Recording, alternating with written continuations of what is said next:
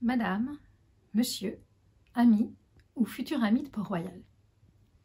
Parce que Port-Royal est une communauté de religieuses entourée de serviteurs cherchant à vivre comme des anachorètes des premiers siècles, il est à craindre que vouloir évoquer son rapport au sexe ne relève d'une malheureuse lubie et n'expose à bien des déconvenues.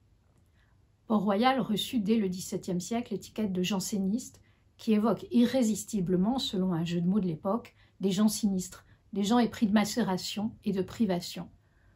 Quand Pascal déplore que l'homme soit incapable de rester en repos dans sa chambre, nul n'a jamais supputé que ce soit pour mieux s'y adonner aux joies des sens et de l'amour. Parler de sexe à Port-Royal ne serait-il pas d'autant plus malvenu que Laurent Thiroin nous a récemment montré que Port-Royal serait bien, comme Fénelon le soutenait, une sorte de secte du plaisir.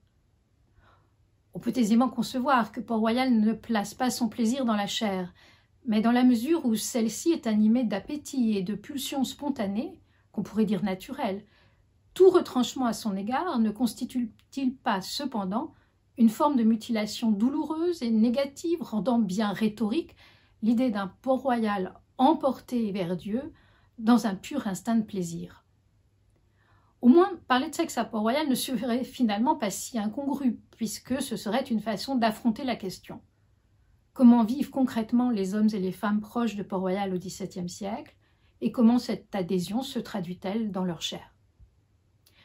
Parler du sexe à Port-Royal est d'autre part une nécessité sous l'angle de la littérature. Les plus grands écrivains de la France au XVIIe siècle ont entretenu des liens forts avec Port-Royal. Ils empruntent à Saint-Augustin sa vision de l'homme. Or, ils parlent beaucoup d'amour, qu'on songe à La Rochefoucauld, à Madame de Lafayette, à Racine, à La Fontaine. Incarner un peu leur discours revient peut-être à se donner une chance de mieux les lire. Par exemple, L'étrange fin de la princesse de Clèves. Vous vous souvenez sans doute que l'héroïne, veuve, libre d'aimer un homme qu'elle adore et qui la supplie d'être son épouse, se refuse à lui, tombe malade et meurt prématurément. Marie Darrieussecq traduit dans une interview publiée en tête de l'édition de Jean Ménard, parue dans la collection Garnier Flammarion, une interview où elle revient sur la question et où elle résume la situation. La princesse de Clèves ne couche pas, donc ne couchera jamais, avec son bel amant, le duc de Nemours. Cette décision a suscité la stupeur et l'incompréhension dès la publication du roman. Elle est rapportée à la pusillanimité de l'héroïne, qui serait trop dépendante des bienséances, trop nunuche, ou bien trop orgueilleuse, ou simplement frigide. Marie Darrieussecq, qui condense idéalement tous les clichés interprétatifs, considère ainsi que Madame de Clèves choisit le repos, la langueur et l'indifférence, qu'elle élit le vide comme Dieu, qu'elle refuse, poursuit la romancière, l'harassant devoir du sexe et du désir, du bonheur peut-être.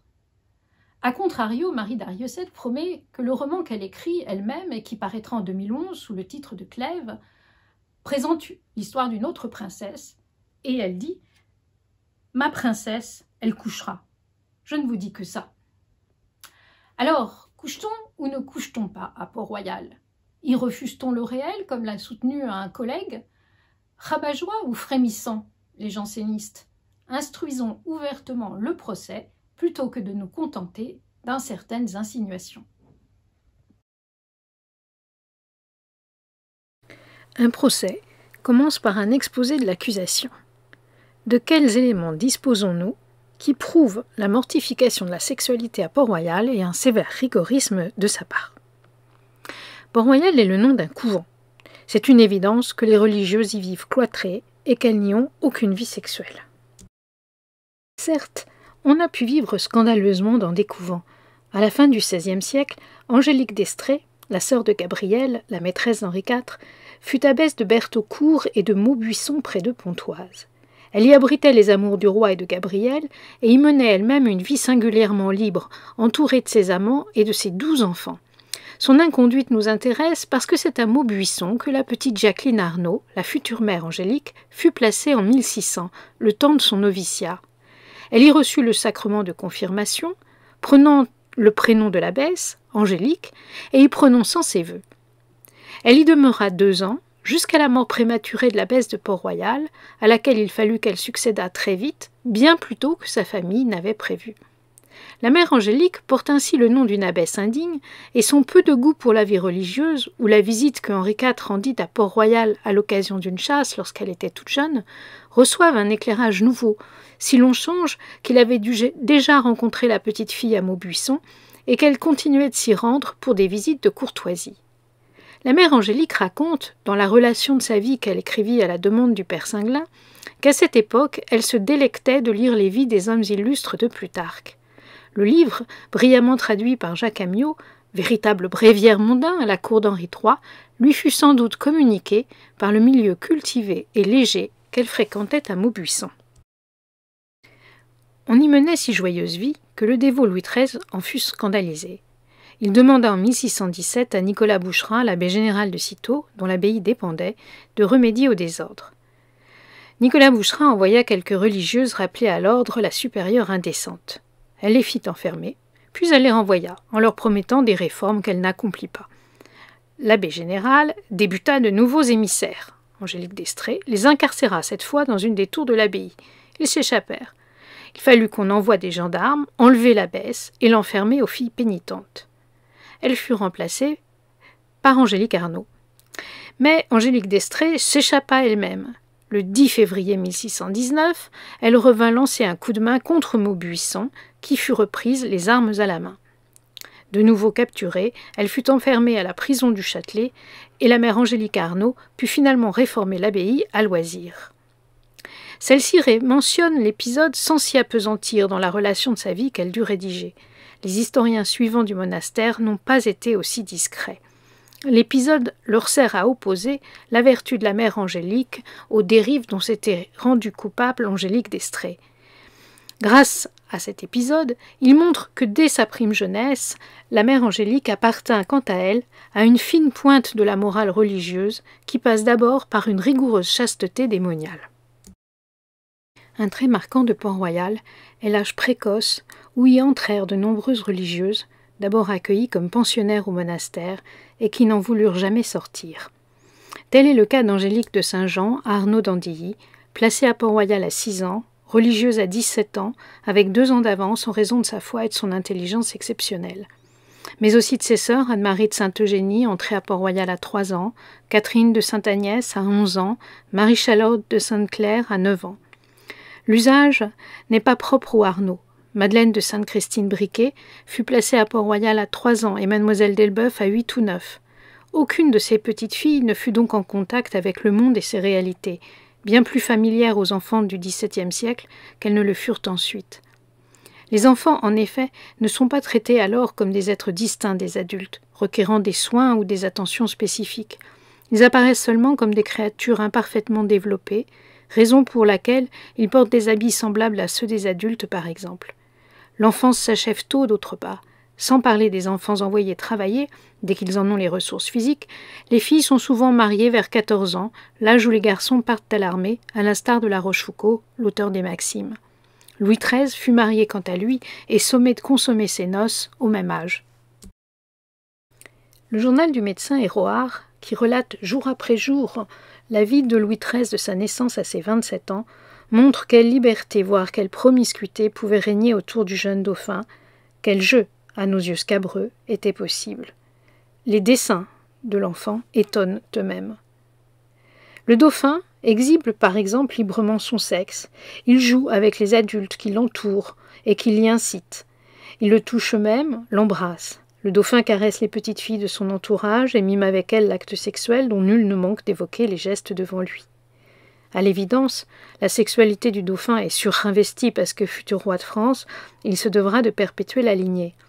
Mais on mesure l'écart avec nos usages quand le médecin raconte que le petit garçon âgé de 5 ans, en train de jouer sur un tapis, fait soudain allusion à la taille du sexe de son père et déclare « Celle de papa est bien plus longue que la mienne. Elle est aussi longue que cela », montrant, dit Héroard, la moitié de son bras.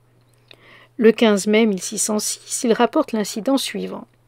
Le dauphin se joue en sa chambre. Arrive une femme revendeuse à Paris, nommée à ce qu'elle me dit opportune Julienne. Elle se prend à danser devant, à découvrir ses cuisses bien haut, maintenant l'une et puis l'autre. Il regardait tout cela avec un extrême plaisir, auquel il se laisse transporter et court après cette femme pour lui soulever la cote. Ces libertés n'ont pas à voir qu'avec l'éducation sexuelle du dauphin. Elles révèlent un autre rapport à l'enfance et, de fait, se laissent retrouver bien plus tard et dans d'autres contextes. C'est un ancien élève des petites écoles, Louis-Henri Loménie de Brienne, qui raconte comment, au cours des années 1650, le cardinal Mazarin, pour divertir la cour, fit croire à une enfant de 6 ans qu'elle était enceinte. On lui rétrécissait ses habits pour l'en convaincre, puis, pour la persuader qu'elle avait accouché, on mit dans son lit pendant qu'elle dormait un nouveau-né. Tout le monde vint lui rendre visite, même la reine, sans trouver dérangeant l'embarras de la fillette ou une plaisanterie qui la désemparait totalement. La pruderie n'est pas de mise.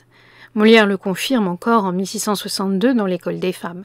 Pour être certain qu'Agnès arrive au mariage innocente, Arnolphe juge nécessaire de la choisir pour épouse dès 4 ans et de la faire dès lors enfermer, puis surveiller, nuit et jour, afin d'empêcher tout contact avec le monde extérieur, voué à la corrompre.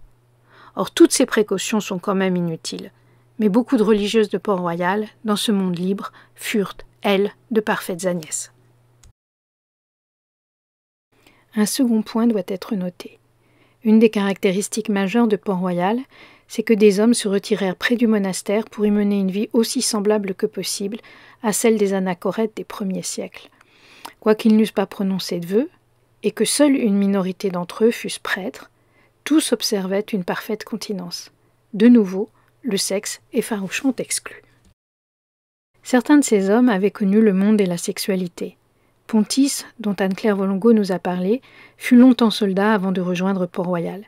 Il raconte dans ses mémoires qu'il sauva des femmes menacées de viol. Il dut tout connaître de la sexualité d'hommes qui vivaient sans épouse ni scrupule à l'égard des civils. Le chevalier Renaud de Sévigné, quant à lui, l'oncle de la marquise, accomplit une longue et brillante carrière militaire. Après sa retraite, il épousa une veuve, Isabelle Pénat, qui n'était autre que la mère de la future Madame de Lafayette.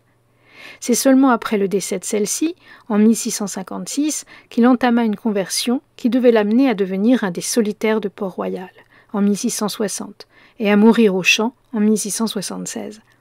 Mais toute notation personnelle est effacée des mémoires de Pontis, qui se représente seulement en défenseur de la vertu, tandis que Madame de Sévigné, après une visite qu'elle rend à son oncle en 1672, écrit à sa fille « Voici aussi un livre que mon oncle de Sévigné me prie de vous envoyer.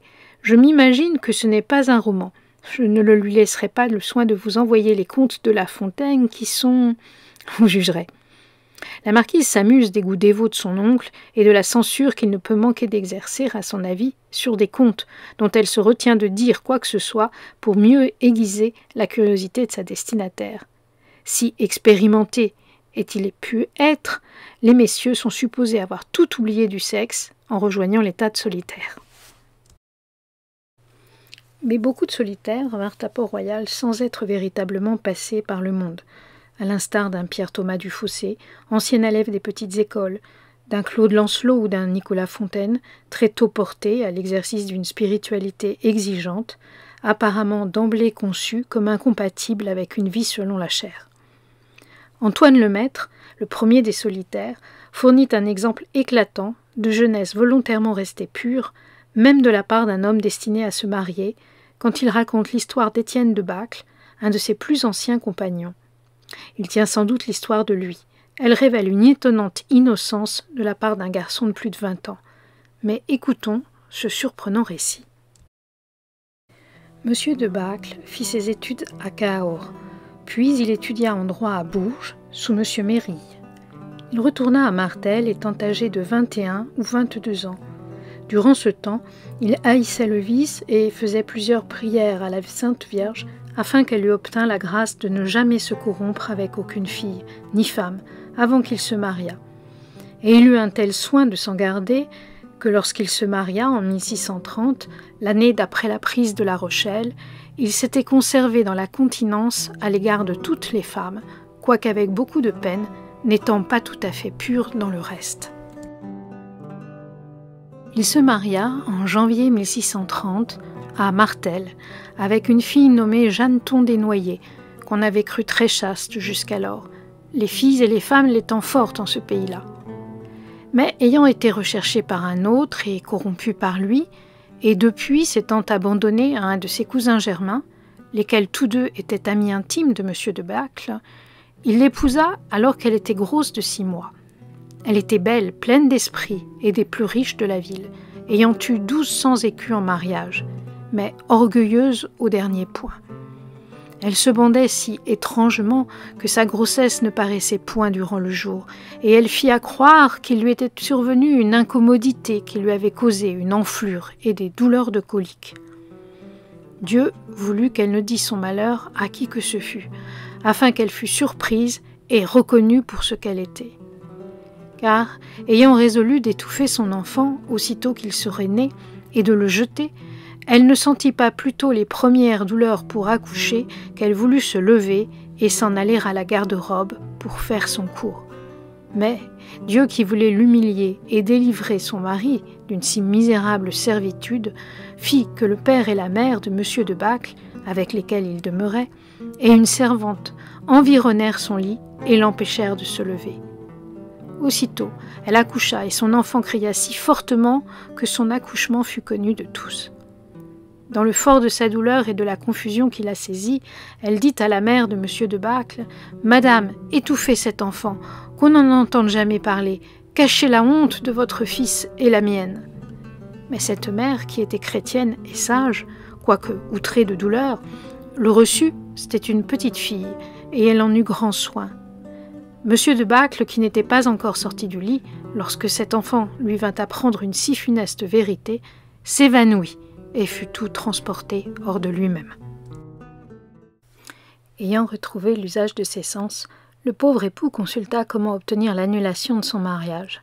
Ses parents s'occupèrent de sa femme jusqu'à la fin de ses couches, 3 semaines plus tard, après quoi elle fut renvoyée honteusement en plein jour chez une parente qui consentit à la recueillir.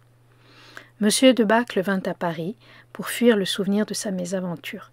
Il y rencontra Saint-Cyran, qui lui inspira sa conversion et sa retraite. Que retenir de l'histoire? La naïveté insondable du mari, capable de vivre 3 mois avec une femme enceinte de 6 mois, sans soupçonner son état. Au lit, elle ne pouvait pas le dissimuler, le texte est clair. L'inexpérience, puis une entière abstinence. On note en revanche que le récit précis et alerte d'Antoine Lemaître ne fait preuve ni de licence, ni de pudibonderie excessive. Le cas de Pierre Lombert est encore plus étonnant. Ce fils d'une famille très amie de Port-Royal, qui procura son premier asile aux petites écoles, y fit ses études avant de devenir avocat.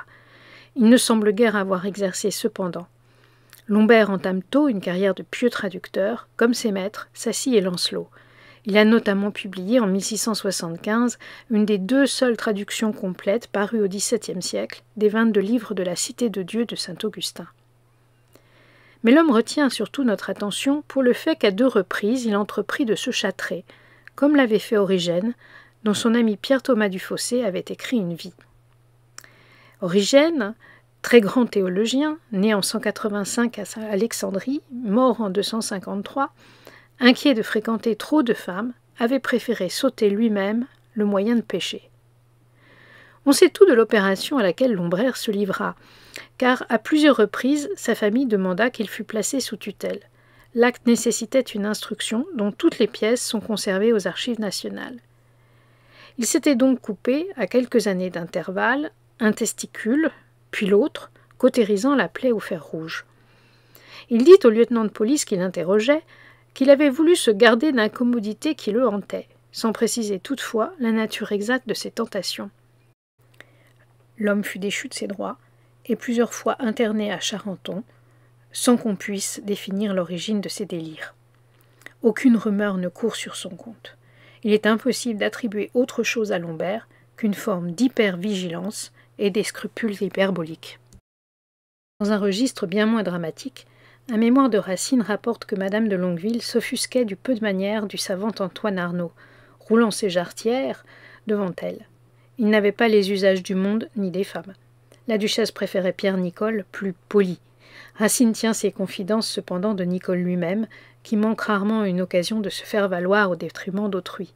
L'anecdote montre que ces messieurs, peu rompus aux habitudes du grand monde, n'avaient pas pour habitude de fréquenter des femmes ou de les cajoler, selon une expression de l'époque. Le renoncement au sexe semble la marque par excellence d'une conversion sérieuse à Port-Royal, y compris parmi les personnalités mondaines. Madame de Liancourt en donne une illustration éclatante. Née Jeanne de Schomberg en 1600, elle fit preuve dès l'enfance d'une piété scrupuleuse.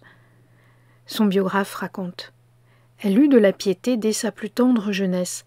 Sa modestie et sa pudeur étaient si grandes que jusque à la fin de sa vie, elle n'aurait pas voulu parler seule à quelque homme que ce fût, sans que la porte demeurât ouverte ou qu'il y eût une troisième personne.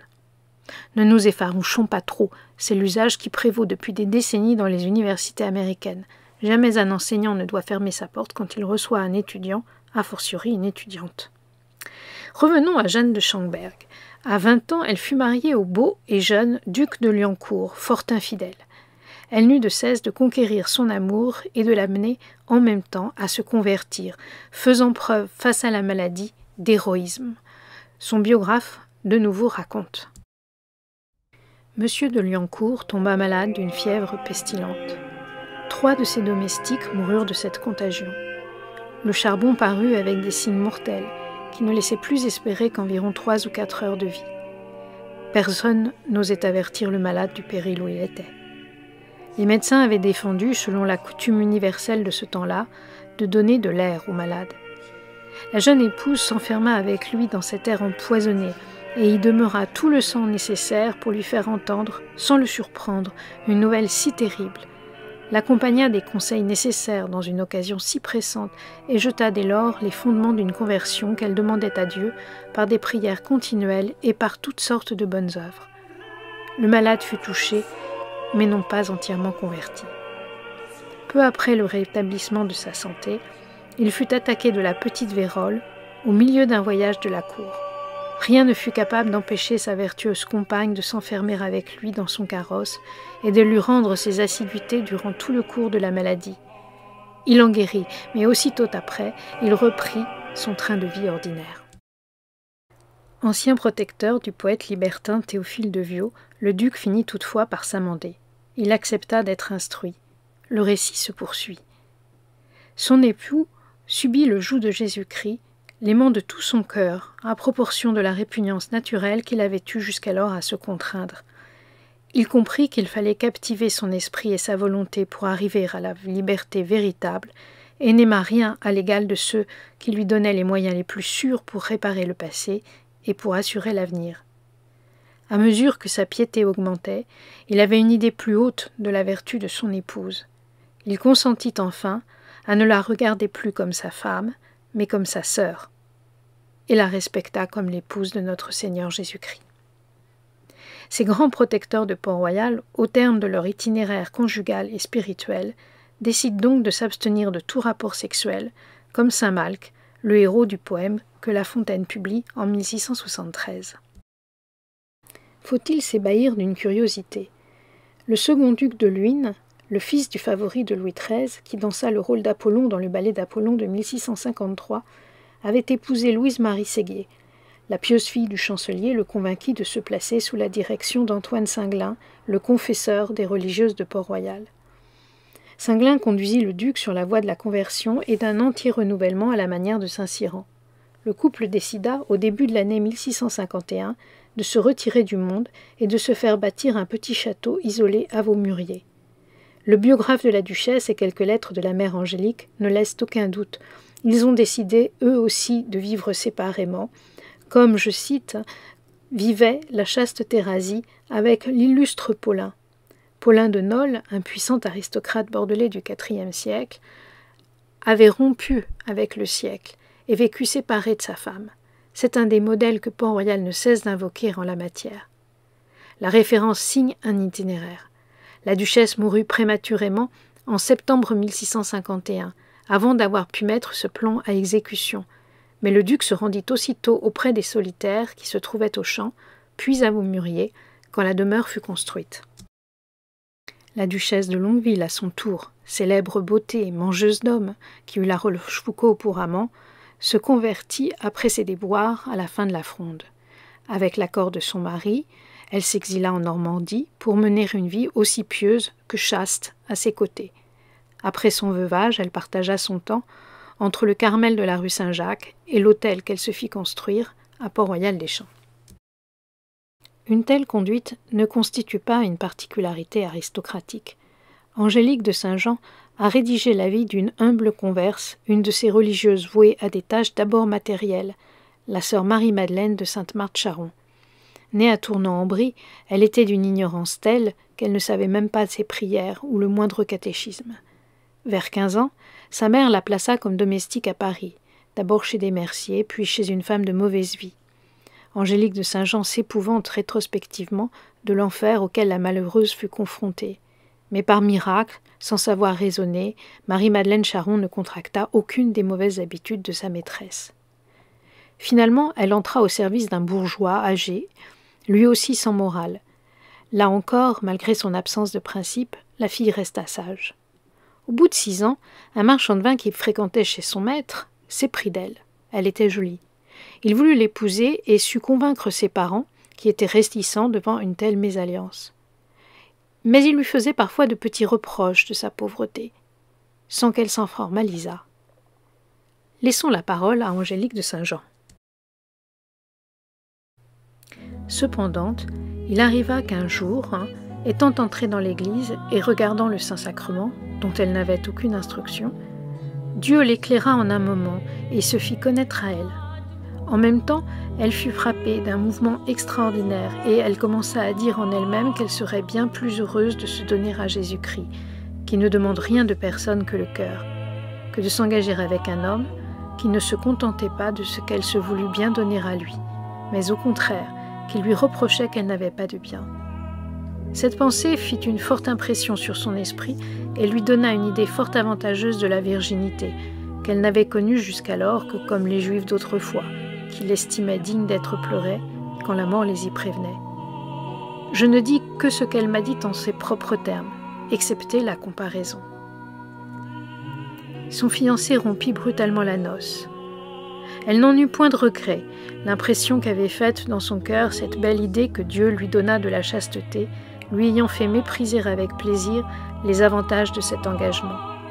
Elle continua donc à servir son maître, et n'avait pas plus de lumière qu'auparavant, vivant comme de coutume.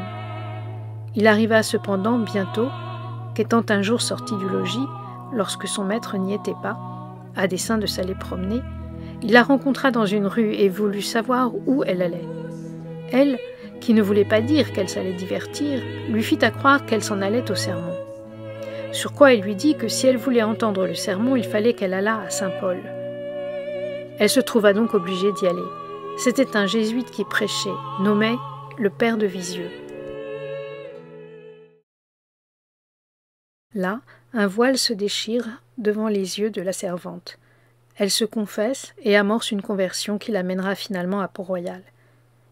L'intérêt pour nous de ce récit, c'est que toute la partie se joue sur la question de la virginité. Tout le processus qui conduit Marie-Madeleine Charon au monastère débute par une découverte de la valeur de la virginité, supérieure à tous les bonheurs du monde. Le texte suggère que les personnalités que j'ai évoquées renoncèrent à la sexualité de façon spontanée, portée par un élan invincible. Le cas du duc de Luynes invite cependant à une vision moins euphorique ou moins naïve. On a conservé les lettres que Singlin, son directeur de conscience, lui a écrites. Assez rapidement, le veuf tolère mal la continence forcée à laquelle il est réduit. Dès le mois de juin 1652, 9 mois après la mort de sa femme, il en vient à considérer l'hypothèse d'un second mariage. Antoine Singlin s'emploie dès lors à l'en dissuader. La douleur que vous portez dans le cœur de la perte de la personne que vous aimiez le plus et que vous pouviez aimer plus légitimement ne vous sert pas peu à vous humilier devant Dieu, jugeant bien qu'une grande amour des biens éternels et invisibles, qui est Dieu même, devrait éteindre ou beaucoup diminuer. Et ainsi Dieu vous laisse cette douleur avec ces sortes de tentations importunes pour vous tenir toujours dans sa sainte crainte, pour vous détacher de toute chose ne prenant point de part à ce que Dieu mettrait en vous de plus grand ou du plus parfait.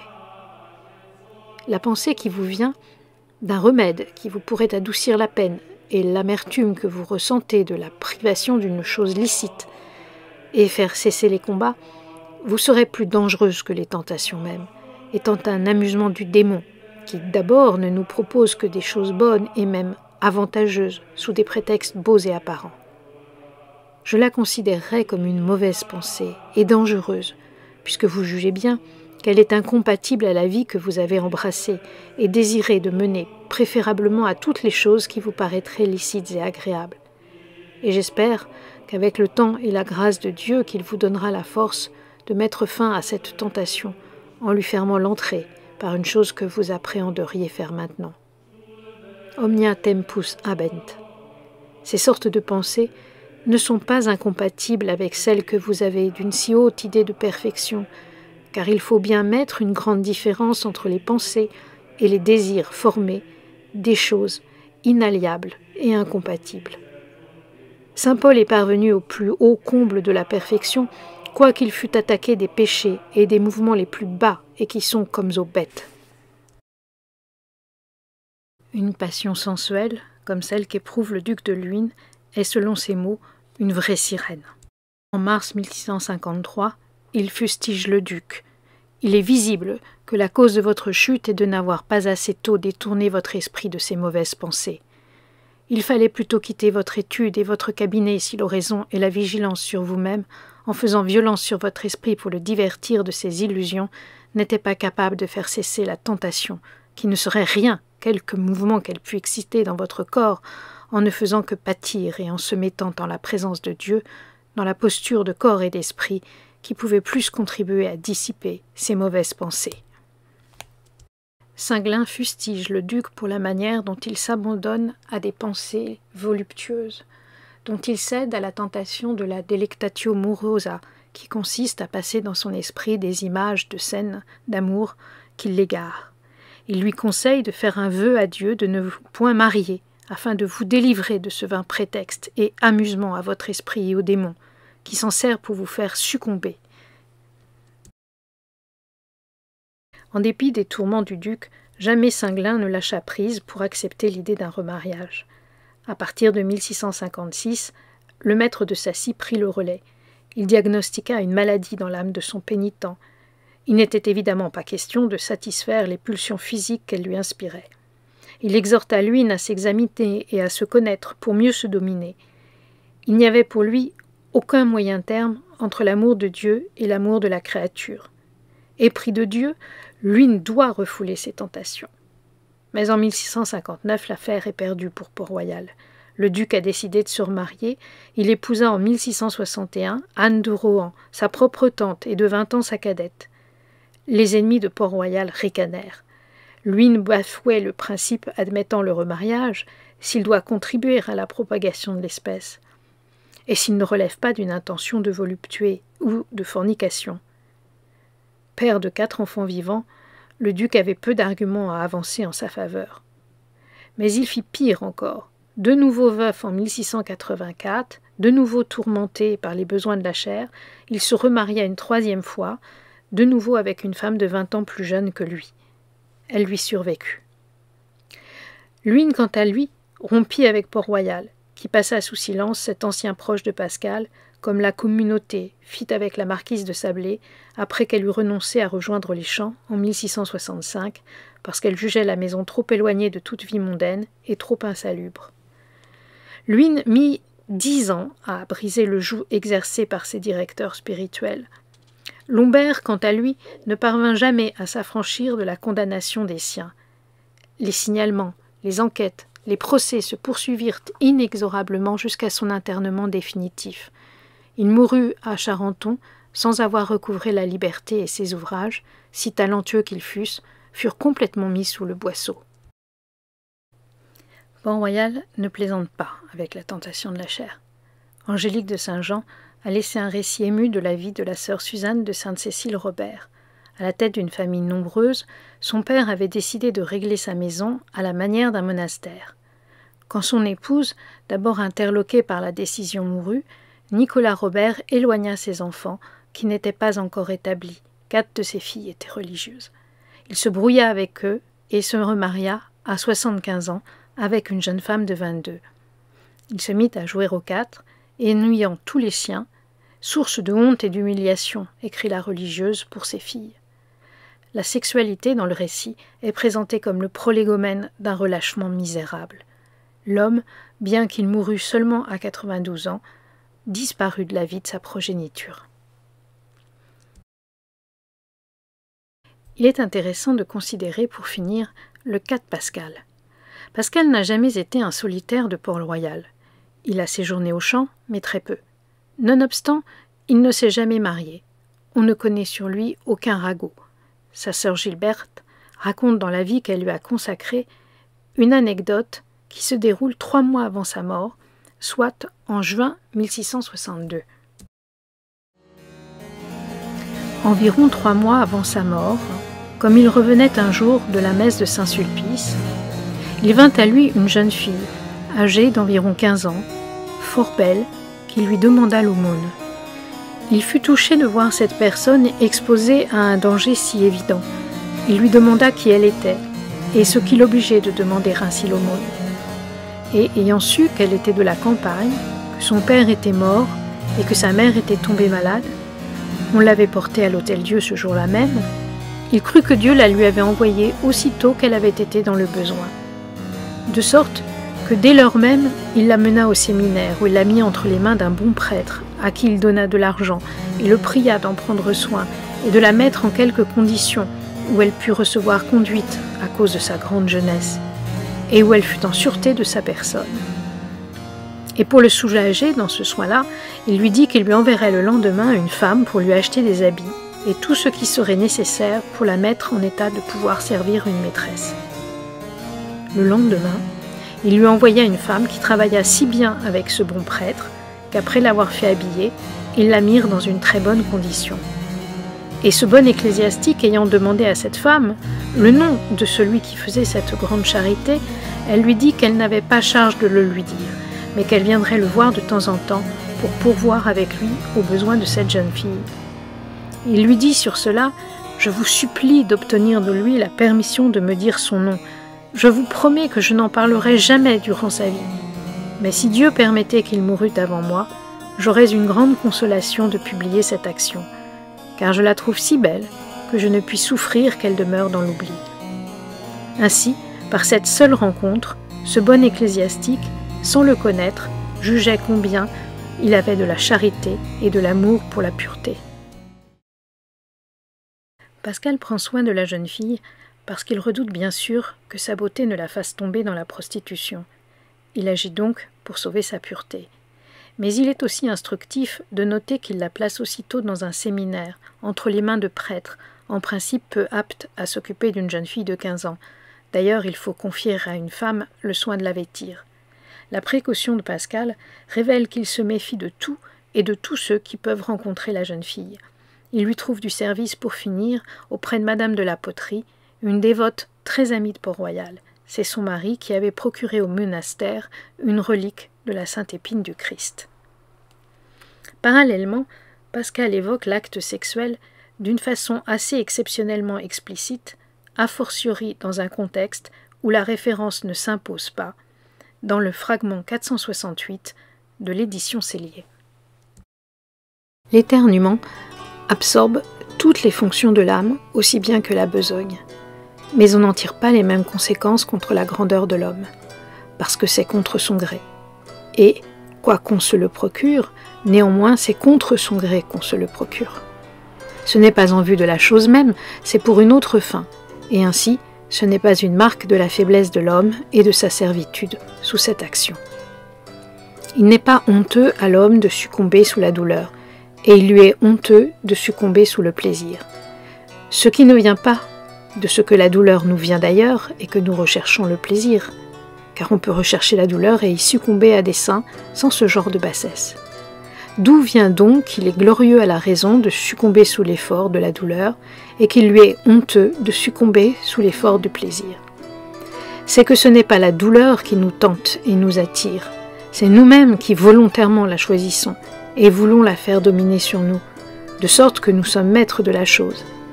Et, en cela, c'est l'homme qui succombe à soi-même.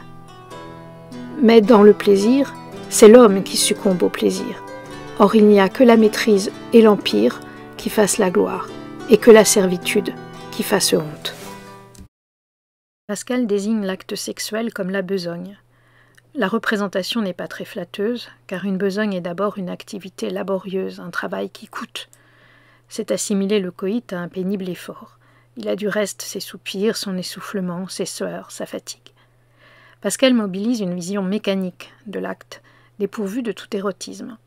La comparaison du coït avec l'éternuement provoqué par la prise de tabac, au XVIIe siècle, on prise le tabac en mettant une pincée de tabac dans son nez, ne rattrape pas l'affaire. Le trait a d'ailleurs paru assez grossi à ses éditeurs pour qu'ils commencent par barrer éternuement sur le manuscrit, afin de le remplacer par un autre terme. Puis ils se sont ravisés et ont pris le parti, peu enthousiaste semble-t-il, de la fidélité à l'original. L'éternuement, en effet, est sonore, disgracieux, et on n'ose même pas imaginer que l'image assez peu plaisante de l'intromission du tabac dans la narine puisse avoir appelé la comparaison pour sa similitude avec celle d'un sexe masculin s'introduisant dans un sexe féminin. Qui plus est, l'observation tourne au désavantage de la besogne. L'humiliation physiologique, dans le cas de l'éternuement, est involontaire. Ce n'est pas ce que l'homme a cherché, c'est un accident. Tandis que le même homme, en s'adonnant au sexe, recherche bien l'émission incontrôlée de l'orgasme. Il recherche volontairement ce qui doit lui faire perdre le contrôle de soi, humiliation entre toutes à considérer la fin du texte, car elle réduit l'homme à un pur organe, à un organon, c'est-à-dire une machine. Il perd son privilège d'être humain, qui est la pensée. Comme très souvent, Pascal répond dans ce fragment à Montaigne, qui évoque à maintes reprises dans les essais la sexualité et qui emploie précisément le terme de besogne dans le chapitre 5 du livre 3 des essais, sur des vers de Virgile. Je cite « Le sommeil suffoque et supprime les facultés de notre âme. La besogne les absorbe et dissipe de même. Certes, c'est une marque non seulement de notre corruption originelle, mais aussi de notre vanité et déformité. » Montaigne utilise la référence au sexe pour rappeler l'homme à une saine humilité en lui montrant la faiblesse de sa nature. Les facultés de son âme sont à tout moment susceptibles de le quitter. Il n'est rien dont ils doivent tant s'enorgueillir. Pascal fait un autre usage du motif puisqu'il s'agit chez lui de reprocher à l'homme la manière volontaire dont il s'emploie occasionnellement à perdre ses facultés propres. C'est sa volonté qui est en cause cette fois-ci. Pascal force aussi le trait en cessant de comparer la besogne au sommeil, nécessité physiologique, pour la rapporter à un usage artificiel dont il est loisible de se dispenser, le tabac, suggérant implicitement qu'il en va de même de la sexualité. Il n'est pas plus nécessaire de jouir que de fumer. Charon, dans le livre 22 du livre 1 de la Sagesse, chapitre consacré à l'amour charnel, lit le premier, besogne et éternuement, en s'interrogeant sur la honte liée à l'acte sexuel. Certes, note-t-il, dans l'accouplement, l'homme est privé de sa volonté, mais pas moins que dans l'éternuement, qui n'est chez lui pas lié au tabac, ou aux expressions du corps. Le coït, acte naturel comme un autre, n'a aucune raison de susciter une honte particulière. Il humilie dans la mesure seulement où les hommes y introduisent une intempérance ou des artifices particuliers. Charon restaure ainsi l'image de l'acte sexuel pour mieux condamner toute forme d'excès, d'hubris. Il est vraisemblable que Pascal a ce texte en tête quand il écrit. Mais s'il élimine les termes les plus triviaux que Charon emploie pour désigner le sexe, fumier, accouplage qui abrutit et abétit, il dresse à son encontre un réquisitoire autrement implacable. La vivacité des scrupules de l'auteur des Pensées est peut-être liée à un traumatisme enfantin. Sa nièce, qui était aussi sa filleule, la petite miraculée de la Sainte-Épine, Marguerite Perrier, rapporte dans des notes qu'elle a consignées à son propos qu'à partir de l'âge de 1 an, il ne supportait pas de voir ses parents se toucher, ni de voir de l'eau couler. Ces deux phobies sont aujourd'hui traditionnellement interprétées par les psychiatres comme des symptômes de dépression infantile. Ils furent peut-être dus au fait que le bébé, aurait surpris ses parents avoir des relations sexuelles et en aurait conçu une angoisse de l'abandon, avivée par la grossesse de sa mère. Elle mourut d'ailleurs quand l'enfant avait tout juste 3 ans. Le petit Blaise dépérit. Écoutons Marguerite Perrier. Il ne pouvait souffrir de voir de l'eau sans tomber dans des transports d'emportement très grands. Et l'autre chose bien plus étonnante, c'est qu'il ne pouvait souffrir de voir son père et sa mère proches l'un de l'autre. Il souffrait les caresses de l'un et de l'autre en particulier, avec plaisir. Mais aussitôt qu'il s'approchait, il criait, se débattait avec une violence excessive. Tout cela dura plus d'1 an, durant lequel le mal s'augmentait. Il tomba dans une telle extrémité qu'on le regardait comme prêt à mourir. Que faut-il faire de ces informations? Les utiliser, je crois, pour voir dans le discours de Pascal, certes, un écho de l'hostilité générale de Port-Royal à l'égard de la sexualité, mais en même temps, tempérer le prix qu'on pourrait accorder à ce fragment.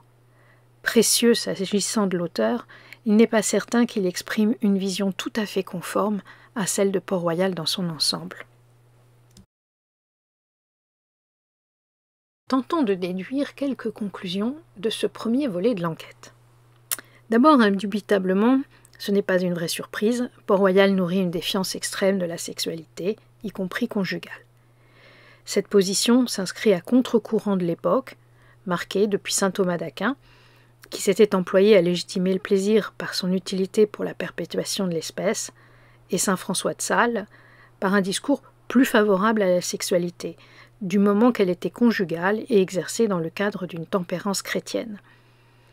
La rigueur de Port-Royal, par rapport à un ouvrage comme l'Introduction à la vie dévote, place le groupe en porte-à-faux avec son temps, sans même évoquer les arguties laxistes des casuistes, ou le discours dont Molière se fait le porte-parole dans l'École des femmes, en se moquant des principes rigides d'Arnolphe, peints en barbon ridicule.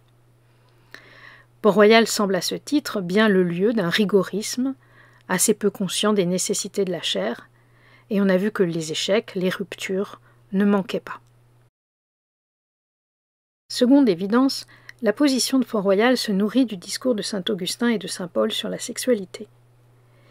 Celle-ci, aussi appelée libido carnis, est pour saint Augustin qui en connut l'emprise, puisqu'il vécut pendant des années avec une femme qu'il aima tendrement, semble-t-il, dont il eut un fils. Cette libido carnis demeure une concupiscence. Elle est la marque de la chute. Le mariage n'est qu'un pis-aller pour les individus incapables de se détacher des contingences de la chair. Sa mère, ainsi, n'eut de cesse qu'il rompit avec sa concubine. Destiné à un état ecclésiastique, le neveu de Pascal, Étienne Perrier, voulut se marier. Sa décision suscita déception et hostilité parmi les siens. Le mouvement est à peu près comparable. Port-Royal reste exceptionnellement fidèle de la sorte au message d'Augustin et de saint Paul dans l'Épître aux Romains. Car si vous vivez selon la chair, vous mourrez. Ou bien, dans la première épître aux Corinthiens, saint Paul explique que la virginité et la viduité sont préférables à l'état de mariage, mais, je cite, « mieux vaut se marier que brûler ». Il reste que, dans aucun des textes que j'ai pu consulter, confinement oblige, un certain nombre d'entre eux m'ont manqué, comme la traduction de l'instruction chrétienne sur le sacrement de mariage de Johann Lindenborn que Nicolas Fontaine traduisit en 1679 par exemple. Dans les textes donc que j'ai pu avoir entre les mains, il ne se trouve jamais de représentation épouvantée du sexe, ni même de vocabulaire un tant soit peu précis. Tout est dit dans les lettres entre Singlin, Sacy et Luynes, mais c'est de façon systématiquement euphémisée, par allusion et en usant de litote. Port-Royal observe de ce point de vue une retenue très notable par rapport aux traités contemporains sur le mariage ou aux lettres de direction de nombreux autres directeurs spirituels, bien plus intrusifs. On n'a pas noté non plus de discours soulignant particulièrement les dangers de la chair, notamment à propos de l'éducation des enfants, si en honneur à Port-Royal. Cette tempérance lexicale exige peut-être qu'on réfléchisse un peu plus avant de conclure sur l'austérité ou le rigorisme de Port-Royal en matière de sexe, a fortiori, sachant que toute l'époque réfléchit un net épurement du discours et des pratiques en la matière. Les libertés d'Urfé dans l'Astrée, qui ne masque pas l'extrême sensualité de ses personnages, chez qui l'amour de tête va de pair avec les émois de la chair, disparaissent chez Mademoiselle de Scudéry. Dans l'Astrée, l'inconstant Hylas, dont le nom vient du grec ulé, la matière, est le personnage le plus civil, celui qui favorise la société humaine, que les amants trop entiers, au contraire, disloquent par leur chagrin, leurs larmes, leur retraite. Ces pères, dont les romans ultérieurs, ne sont plus que des bizarreries. La pruderie croissante du siècle, la transformation des mœurs, à partir de l'arrestation et de la condamnation en 1625 du poète Théophile, coupable d'avoir écrit un sonnet licencieux, puis dans un second temps, à partir du moment où Madame de Maintenon gagne en influence à la cour et y introduit une dévotion ostensible, sont des phénomènes bien connus. Ils invitent à relativiser ce que l'on dit de la rigueur de Port-Royal, qui ne semble guère que précéder les effets de la réforme tridentine dans l'ensemble du pays. En réalité, il est utile de prendre un peu de champ avec les faits très visibles que je viens de présenter pour scruter davantage les textes et affiner l'interprétation qu'on peut proposer du traitement de la sexualité à Port-Royal, en observant notamment davantage les mots employés pour l'énoncer. Cette meilleure instruction du procès, faite à Port-Royal, risque de provoquer le basculement des conclusions qu'on attendait et de révéler quelques inflexions surprenantes. C'est ce que nous considérerons dans une seconde séquence de cette enquête. J'y plaiderai pour une vision renouvelée du sexe à Port-Royal. Je vous dis donc à très bientôt.